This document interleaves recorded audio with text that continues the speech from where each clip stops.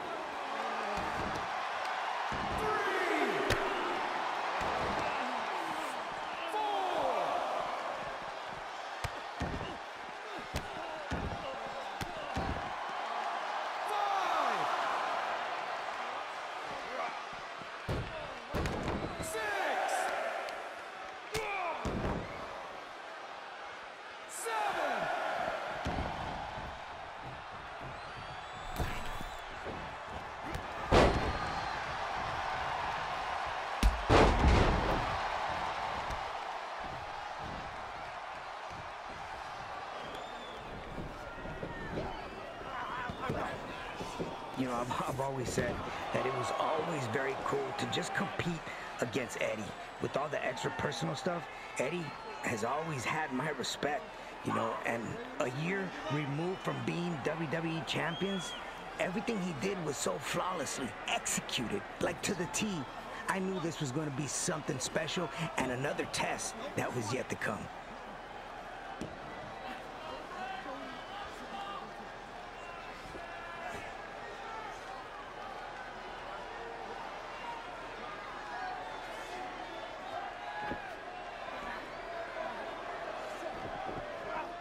Just when you start feeling comfortable, things get out of control and no longer technical.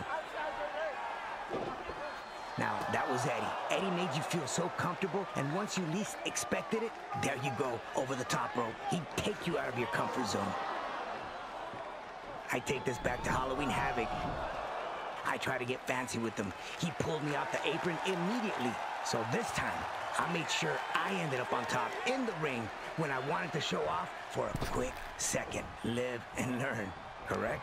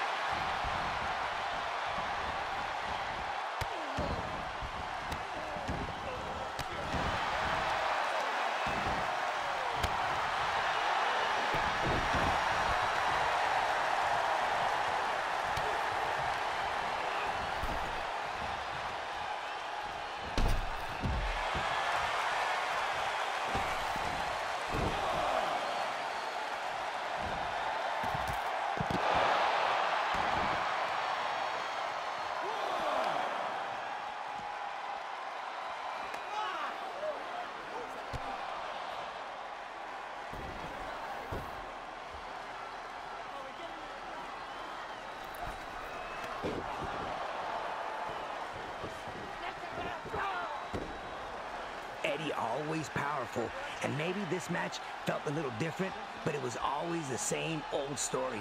Eddie always had an answer for everything. I should have seen that elbow coming, though. He caught me pretty good.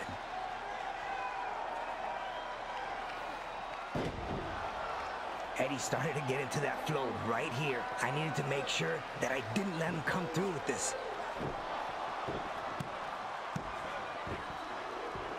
Now, I figured reversing the Three Amigos would shake him off for a second. But it barely fazed him. Before I knew it, bam! Another backbreaker, lucha libre style.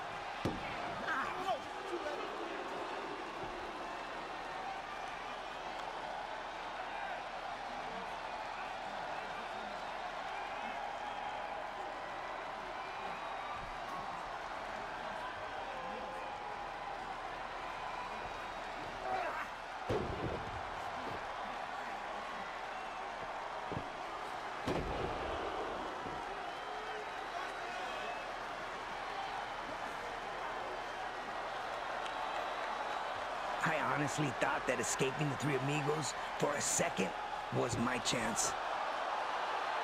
When I managed to whip Eddie into the ropes, I saw the opening and I took it like anyone else would. But again, always Eddie, he knew and had incredible ring awareness. Another backbreaker. I was really wondering if this was just not gonna be my night.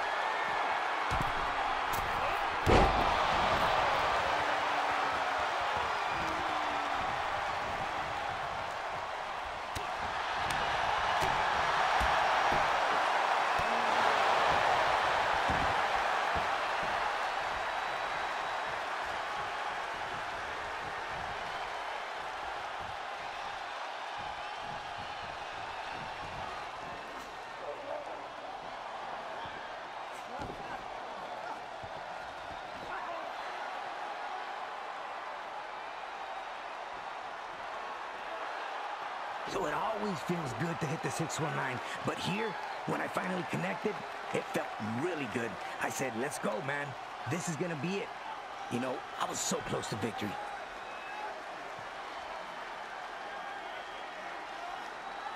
I'm ready for the springboard.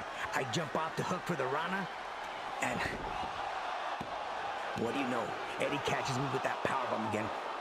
Just brought flashbacks. I've already been here. I knew what this was all about.